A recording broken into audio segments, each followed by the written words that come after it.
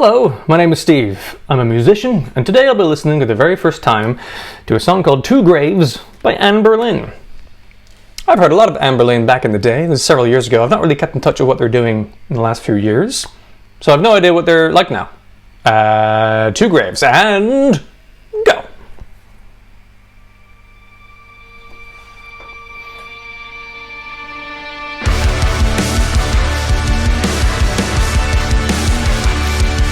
Already off to a heavier start than I remember them being before.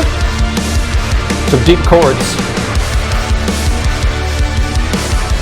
Good guitar tone there. Heavy kick drum production.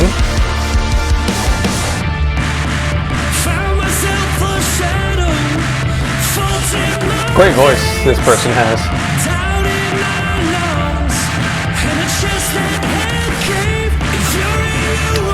Kind of distorted drum sounds.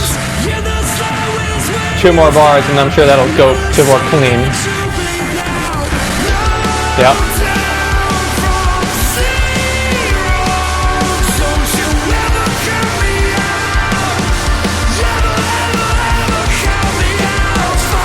Great slight grittiness to his vocal.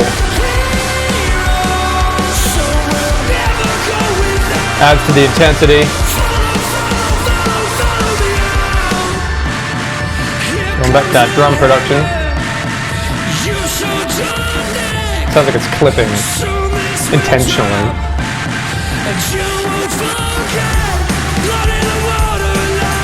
Is that a tambourine? I think it is.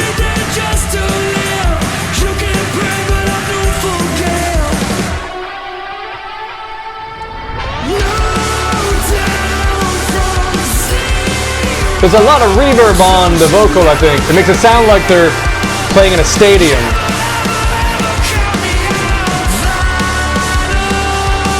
Quite epic. Nice note.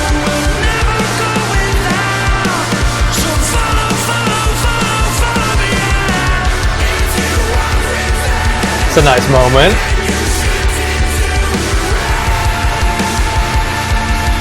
Cool. I like that a lot.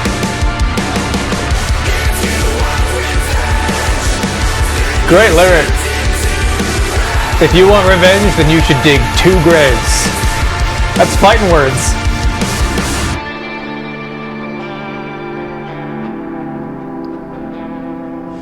Dig two graves, dig two graves.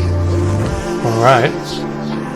Slow-paced, spaced out breakdown moment. There's some really interesting production choices on the drums at places here. It's almost digital sounding.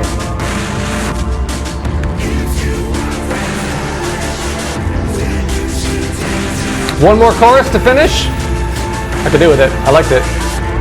Surely. Yes. Punch it in.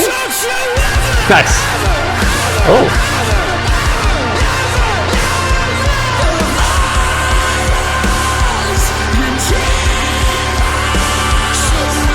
It's a high note to do with that kind of grungy vocal.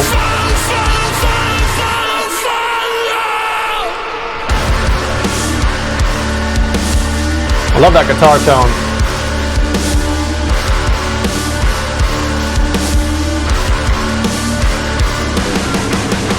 Hey man, that was a really enjoyable song. Two Graves. Wow, badass lyric as well. If you want revenge, you better dig Two Graves. It's pretty intense. Certainly for a band like Anberlin. I remember them being more, almost like soft rock in a way. Now hear me out. Like they had some hardish songs, fast pace, meaningful lyrics, but they were kind of sort of emo in their styling, and I loved that. Genuinely, I like a lot of the old emo bands back in the day. So I'm surprised the new song has gotten much more gritty in ways. Certainly lyrically, but also in the sound of their guitar tones. Much more deep and intense.